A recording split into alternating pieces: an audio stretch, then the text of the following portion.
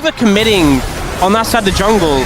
Now you've given T1 great opportunity to Herald mid, and Dragon is now spawned. It's third Dragon of the game for T1, and they were kind of just waiting for the Galio. Faking out here, they're moving in. Yeah, Ram comes down, there's the equalizer, but it is going to tag Doran this time. The knock up onto Faker, but he still gets the ult off, and down goes Doran to start this fight off. Now Calix trying to get himself out, but he will not be able to. Ona with that Crescent Guard is able to lock him down. That is actually going to be feats of strength as well, but Ona still going to fall. Pulverized, flashed out of the way of by Gumayushi, but I don't think they're taking a Dragon unless Carrier has something to say about it, as Faker punches with justice and takes down Giu. Gideon over the top. It should be the kill onto Carrier, and it will be, as Gideon does get the Q off. There's not a lot of damage left remaining there, here, though, for Nongshim, as Gideon does manage to sidestep the curtain, as Faker will just punch it.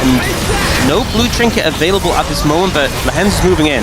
Yep, walking up, does manage to get vision, as they don't actually sweep it out just yet. Still, they're turning on to Carrier. Equalizer comes through, gets a fair bit of work done as Carrier finds the heroic charge. And now the taunt is going to connect. Faker was just waiting for Gio to go over the wall. It's beautifully played. And even though it's a quadra pulverize, it does not matter at all, because Kingen and Calix are a million miles away. Great play there from Carrier, finding the Sivir again with the flash play, and now Calix is going to do his best to try and force this off. The Jingle comes in. King can just block this though.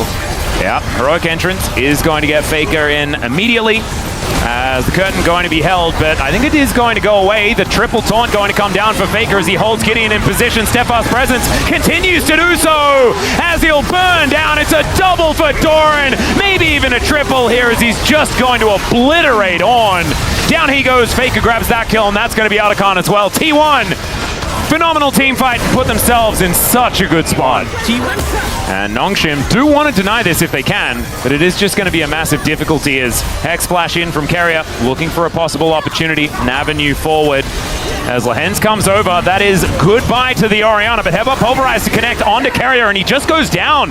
That's a kill over to the Sivir as Kingen buys so much space, just wandering off to the side. He is going to die, but a 1-for-1 and a Dragon going over to Nongshim probably feels pretty good. Still, T1 have now taken up occupation of Nongshim's side of the map, and it may not be a place that Nongshim can get out of. Heroic entrance, Giu going to have that spell shield as he flashes. Wind becomes lightning, still connects, but there's the shockwave. The pulverize on top, and Ona will be going down. Giu's still alive this time, but Doran has found him, and he's got a dangerous flamethrower. Down goes the Sivir. There's the ace.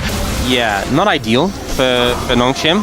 Yeah, I'm going to say subpar on that one, as Equalizer goes down. Not the most value here for this one, but the Pulverize coming on through there onto Carrier, and Lahen's not going to find too much. Nice little searing charge, but the double taunt, and Gideon, he's melting, and there's the Harpoon to finish him off. Lahen's gets tagged by the Flame Spitter. The curtains have been called, and I think it is indeed curtains here for Nongshim in this first game. T1 just a little bit too good here today, and have been, honestly, for weeks now.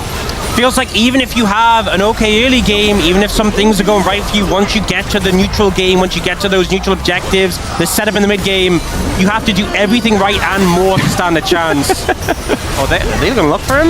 Yeah, Faker just trying to get his flash on cooldown, and he will effectively do that, as T1 just going to be the end of Faker, and now Nongshim finds yet another one.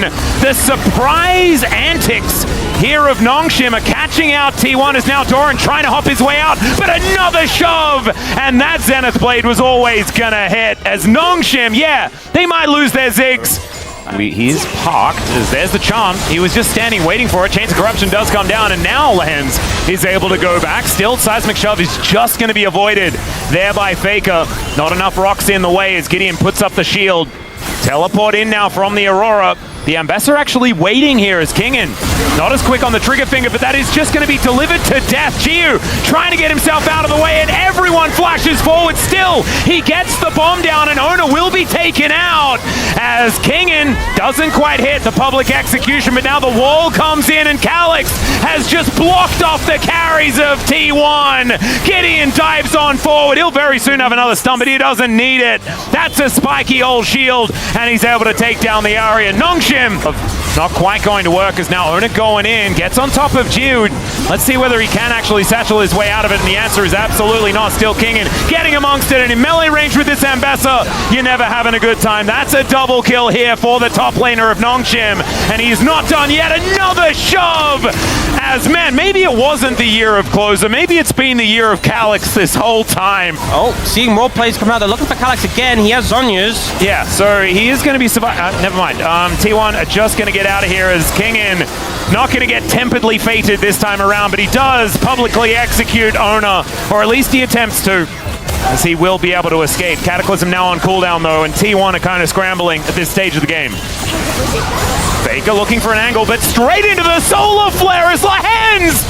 Oh man, that was beautiful! Gumayusi will be able to finish off Calyx, but Faker is also going to die, and Lahens, rightfully so, takes that kill. Meanwhile, Geo is just destroying turrets in this mid lane, and Nongshim collecting more and more well locks, and it's not even your birthday. It's kind of insane. As Grand Starfall does come on down, my god, the damage capabilities here of this team is just ludicrous as Calyx is going to make his way in. Gumayusi trying to get the damage down, but it doesn't quite work as Geo, oh, the fancy feat, but he's still dead.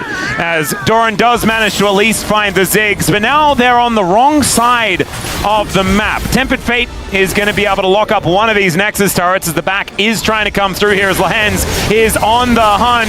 Without the Ziggs, taking these structures is hard, but the Bard just kind of disappeared, and now there are no more of these turrets left available. King in plenty of damage himself as Doran's back was interrupted by his former support, and Lahens going to hold the Aurora in place while Nongshim get their second or impossible.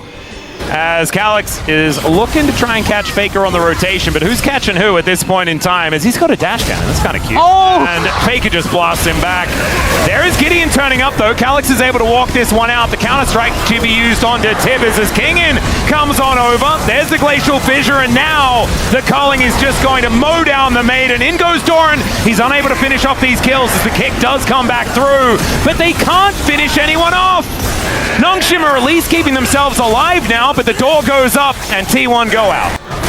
Doran is like... Kill him. Yeah, this is the problem that I'm also getting to. Well, they're going to try it. They're going to give it their best.